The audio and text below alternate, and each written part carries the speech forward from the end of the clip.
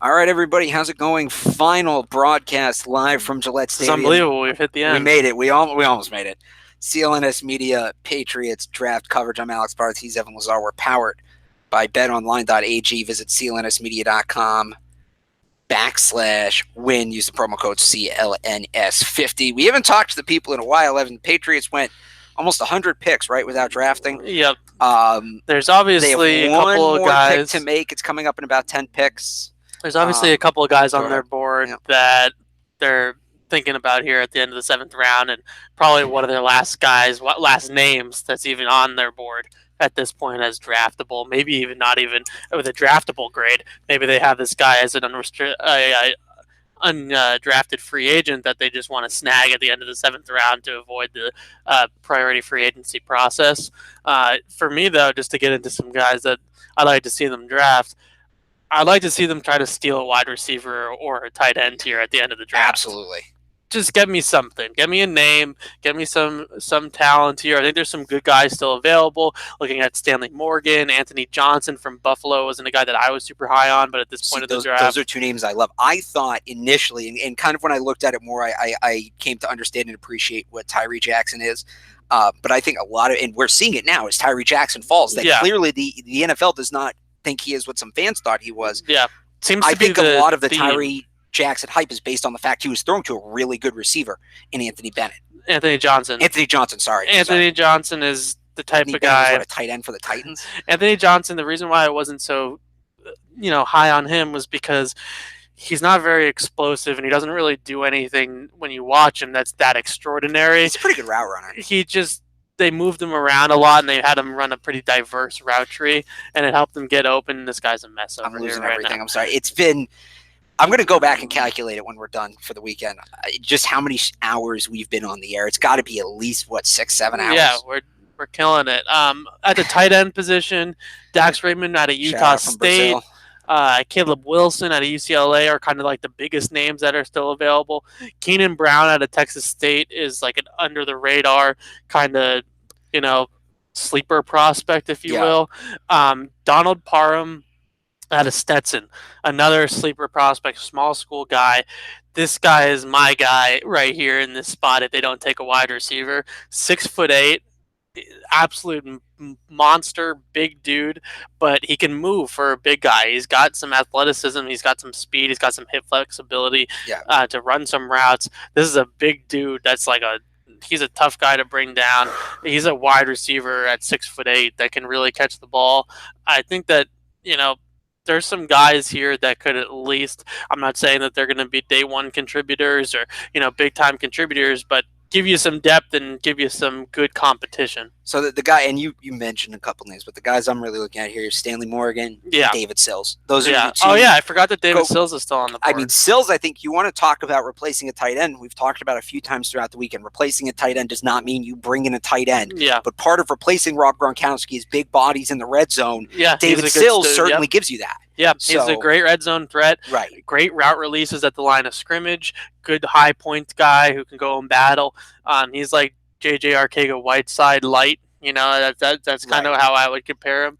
I think that the issue with David Sills, and the reason why he's still out there right now, is because his play speed and his 40 time was just very average, and he kind of is a one-speed receiver and that one speed isn't all that fast. And at the NFL level, if you're not going to be able to separate like that, but I do think you can separate at the line of scrimmage with his route releases against press coverage. And I also think that he's going to be able to go up and get some high points and get some contested catches in the red zone as well and get some red zone touchdowns like you mentioned. So in the hour, what was it?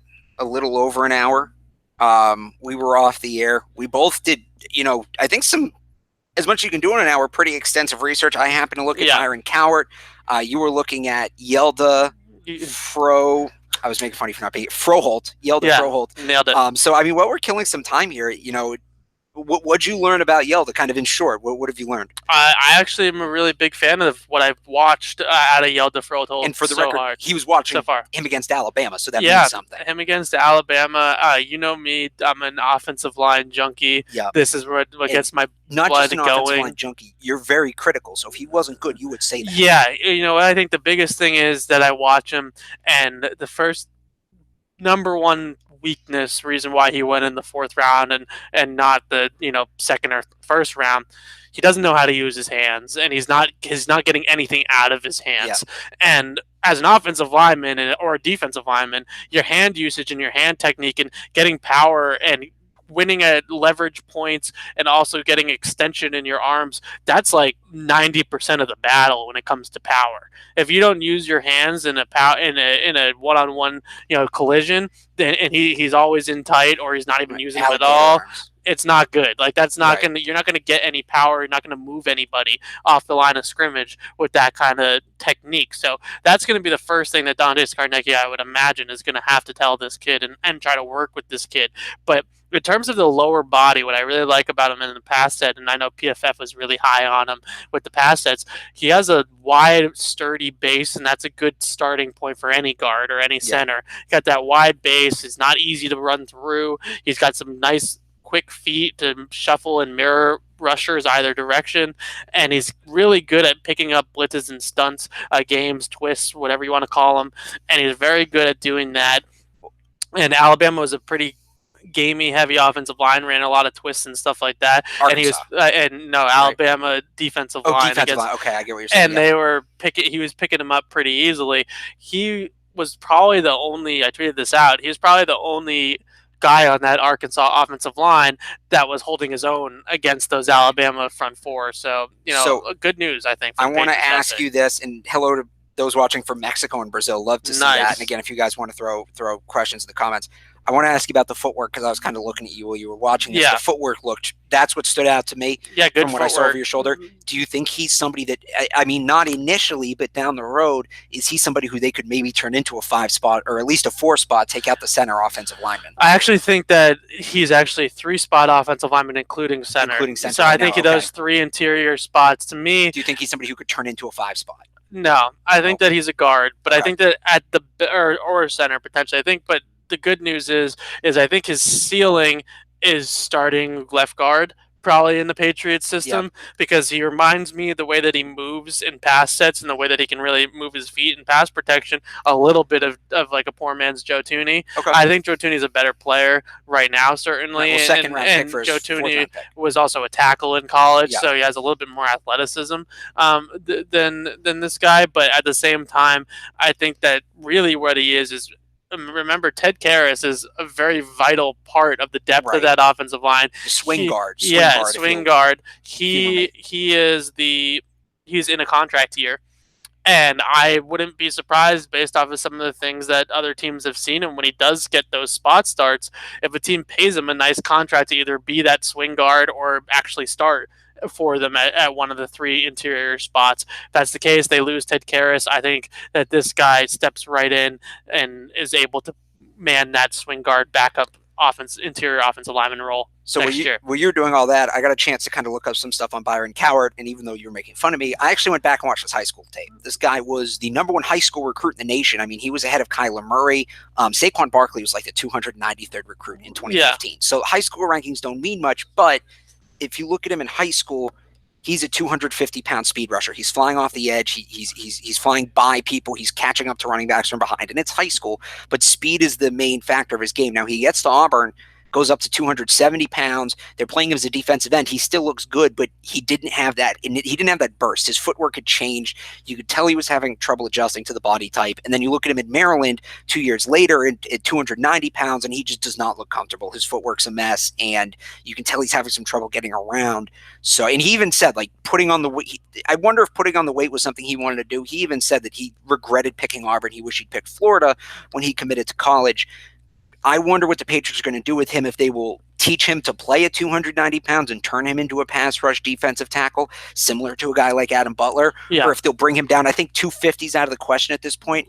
I wonder if they'll try to bring him down to 270, turn him back into that athletic defensive end, which I think he could have some success in. So a lot of upside for this guy, but it's a project. The upside, it's not, a guy like N'Keal Harry has upside, but that's just going to happen, right? He's going to grow into himself and he's going to mature. I think they really have to work with Byron Cowart in order to hit that upside, but I don't think it's out of the question. One more thing on him. He plays football angry. He plays football. Well, that's he what stood out to him. He doesn't just go by blocks. He throws people out of the way. He was one of those guys that what I do is I make a list of about 150 players, peeling back the curtain again here. Yeah. 150 players that are the consensus 150 players in the draft. I use that consensus board that they put together at Roto World as like pretty much all the experts that have big names in the draft industry have a consensus board 150 players. That's what I do. Then I go and after the combine, I go and I check off thresholds, right? And I see which guys. This guy snuck into the late part of my study because he's a 295 to 300 pound defensive lineman, and that is usually the weight that the Patriots are going to look for.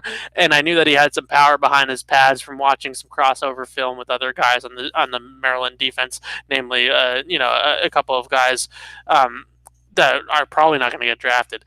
Anyways, he looked like a guy that first thing that stood out was power at the point of attack and really just a mean streak. Yeah. Like he wants to hit people. Now, I love that, but at the same time, it has to be controlled aggression. Right. You can't sacrifice tackling technique. That's the biggest thing. It's not so much about that I'm worried about the headhunts or anything like that.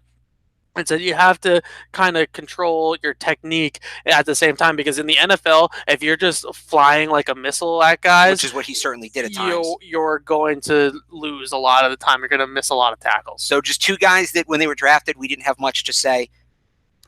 Want to fill you in. I think we did a pretty good job of that, considering we had an hour and a half. Of course, we'll have plenty more. CLNSmedia.com, on the YouTube page, on Twitter, at PatriotCLNS. All this is powered by betonline.ag. Visit clnsmedia.com/win. Use the promo code CLNS50. And I want to remind everybody we have Bruins coverage coming up tonight. Sierra Goodwill will be at the Garden. I'm rooting for the Bees. I would hope so, especially after what happened with the Maple Leafs. I don't have to out you again. Listen, I didn't watch the first game, obviously, because we were here with the first round of the draft. But from everything that I've heard, now this is an NHL live broadcast. From everything that I heard, it's a whole different series than what they had with Toronto. I actually went back and watched a good chunk of game one. It's a slugfest now instead of being a speed game. All right, we got a Patriots pick 1, 2. Yeah, we're Arizona just picked 3 away here, and then we have to talk a little Mr. Irrelevant when that. I also want to talk.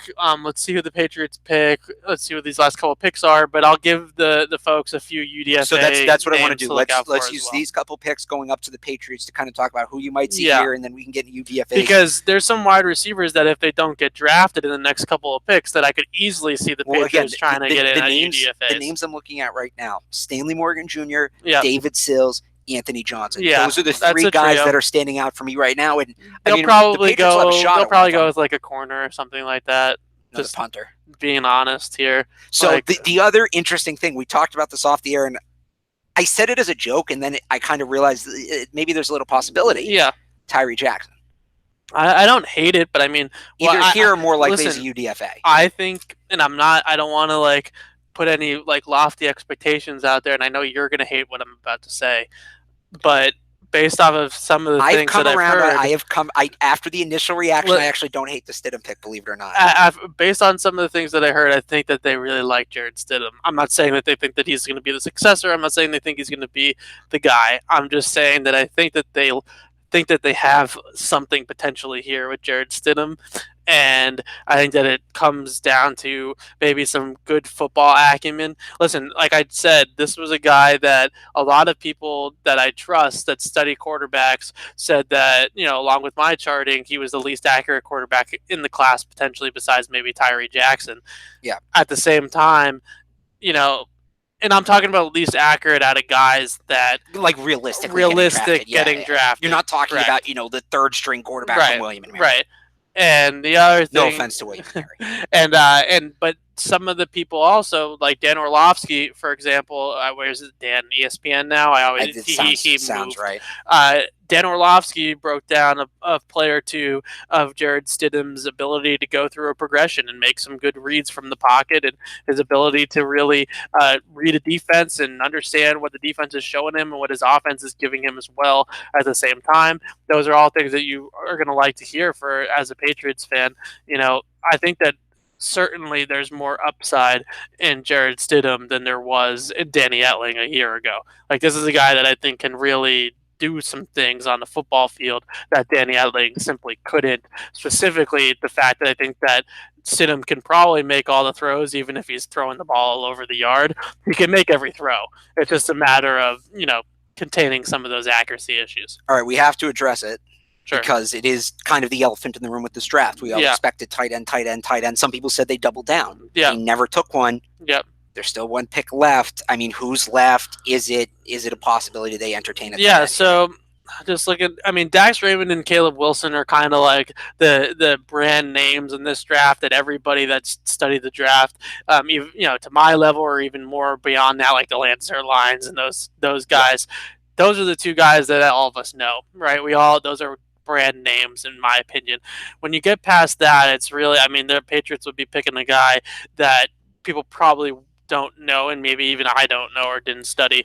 But Keenan Brown from Texas State is a PFF darling. Okay. He's a guy that graded up very high in their system. It's not out of the realm of possibility that the Patriots would do that.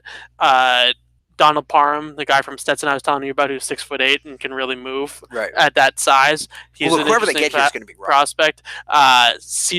Darnell Parham is certainly the highest ceiling, although I don't know. I shouldn't say that. Dax Raymond and Caleb Wilson are clean prospects for this late in the draft. Those are guys that I think are potential steals at this point. CJ Conrad from Kentucky is more of a blocking tight end, but he can catch it a little bit, and he's kind of like, another guy that's a little bit of a sleeper on some people's board. Some people had him higher than I did, and some people really like him.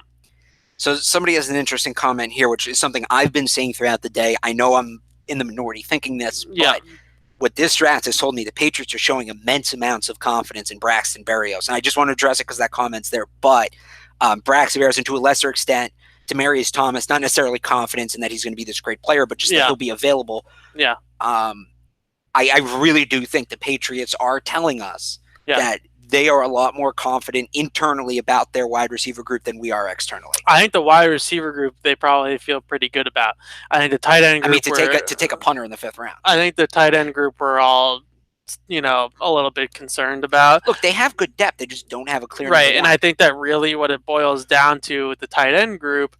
Patriots are on the board. I think they are looking at a guy maybe in August or late August, early September, that right around that cut down day, right before week 1, a veteran like a Kyle Rudolph, like a Cameron Brate, that maybe is not having a great camp, and they're able to scoop up in a trade at that point in time. Later on in the process, maybe it's a player for player trade. This is completely just throwing something out there. Okay, you want something really throwing out there? Somebody's putting on Twitter? Yeah. Can Tyree Jackson play tight end? Maybe. That's. I think back to a guy like Logan Thomas. Yeah. So what I was going to throw out there was maybe trading Derek Rivers for a veteran tight end. I'm just talking about player for player trades. If you don't want to trade a pick. Something like that, I think, is very possible. Jacoby Brissett got traded for Philip Dorsett. They've done player-for-player trades at that time of year before. Then, obviously, you also have to remember that right before the trade deadline, that's another trade window where they could acquire another pass catcher. So this is not the final bite at the apple here by any means for them to go out and get another playmaker. But I would like to see them use a pick on, even if it's the guy that we haven't heard of. Just give me some sort of pass catcher here with this pick. You've only drafted one pass catcher this entire draft. With almost. Can we call Damian Harris a pass catcher? No. Okay. You know what? I defined pass catcher early on in this process as wide receivers and tight ends, so that's fair. Damian Harris is a safety valve running back. He's a guy that's going to catch the lead. Look, he's not going to go out and run routes. He's a weapon on the running back screen. Yeah, do not sleep on that. Okay, that's fine. I think a lot of running backs are good on wide receiver screens. Dakota Allen, the pick before the Patriots. Yeah, I like Dakota Allen. This is you're talking about trading players. Yeah, the Patriots with their picks are now exceptionally deep at cornerback. Yeah, maybe that's a position. Yeah, maybe J.C. Jackson or Keon Crossan, or even Jonathan Jones, who's on the last year on Jones is the guy I'm kind of looking at. Yeah, that could be a possibility. Maybe I obviously if they feel like they can, sell high on a guy like J.C. Jackson, maybe I like J.C. Everybody knows that. Everybody likes J.C. So I like to see him stick around. But the Patriots are on the clock, and oh no, the pick is in for the Patriots. So we're about to find out if I know who it is or not. All right, give me one name. Go. Nail it down. Caleb Wilson, tight end from UCLA. I'm going to go David Sills. I would love it to be David I'm going Sills. Stanley Morgan. I'm going Stanley Morgan. Oh, you're changing your mind at the David last Sills. I'm going Stanley Morgan. If it's David Sills, we're going to get I'm going to be upset. We're going to be excited. I would take either one. And then we have to predict Mr. Irrelevant, which is going to be a fullbaback because it's almost all. Oh, actually, it's the Cardinals. It's going to be another receiver. Who's the fastest receiver left? This anticipation's killing me. This is the last pick of the Patriots draft. Who's the fastest receiver left? That's who's going Mr. Irrelevant to the Cardinals. They clearly want to be an air raid. Or they could do what the Redskins did the year they took RG3 second and take another quarterback. They took, what was his name, out of Northern Illinois. There are not a lot of fast receivers left, to be honest. I'm just going to say a fast receiver for Mr. Relevant. I would love this pick to be Emmanuel Hall. I mean, he's got a ton of injury concerns and some red flags about his work ethic, but I mean, let's give it a go, see what happens. You know what I mean? His talent is, third or fourth round, probably, wide receiver. I want the red zone threat. I want Sills or I know Stanley Morgan. Stanley Morgan's a really good route runner. I think that he's been a fit, really good 3-cone time, but there's something going on with him, I think, with some red flags here or there that but you know what? They haven't really taken that guy in this draft yet, and they normally take at least one. Yeah. Well, and this is the spot to do it. Yep. And we're any second now. We were waiting. We are, but I think the fast receiver for Mr. Irrelevant or quarterback. Did you remember? It could be Tyree Jackson. Oh no, it wasn't the Redskins who did that. It was the Colts with Andrew Luck. The Redskins took Kirk Cousins after RG3, and it was confusing because Kirk Cousins seemed like a starter. Nope, that's the Colts pick. Kirk Cousins was a starter. So nobody's going to believe this. I remember saying that's not fair to Kirk Cousins because he's going to be a starter in this league. He shouldn't be behind RG3. Ultimately, he wasn't. Ken Webster. Okay, so they picked another corner, but at the same time, this feels like Keon Cross. No, yeah, good job. Good job. That's exactly what I was just about to say. I mean, it's not that hard to figure out. Keon Crossan. Yeah.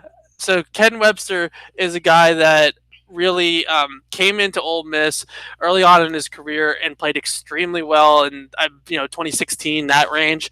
Very, very good corner at that point in time. He then had a ton of injuries that really plummeted his stock a lot and really made him suffer, and one of them, I believe, or two of them, I can look it up real quick, was a torn ACL, and he never really recovered, never really got any better. But when he went to the combine, he absolutely killed the combine. This is a guy that had the highest spark score of any corner at the combine. Yeah. And I think Keon Crossan, that was the same thing with him. He had the best workout at the combine. And the one guy, I loved Keon last year. And the one guy I was looking for, who's the 7th round corner that will remind me of Keon Crossan. It's not a perfect comp because I don't think Ken Webster is quite as fast as Keon Crossan was on tape, but this is a similar player to Keon, that's for sure.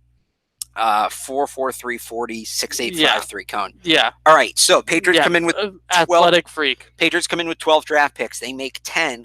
Probably not enough room on the roster for everybody. Tight end still a need. Those are certainly the things you're going to walk away from. Jordan Brailford, second to last, Mr. Irrelevant defensive end. And now, even though I understand people are going to be like, another freaking corner. I get it, but there's some wide receivers out there that I think they're going to sign as priority free agents. And look, one UDFA always makes the team, and I think there's a very good chance this year that's a wide receiver, whether it is David Sills, whether it is Anthony Johnson, whether it is Stanley Morgan.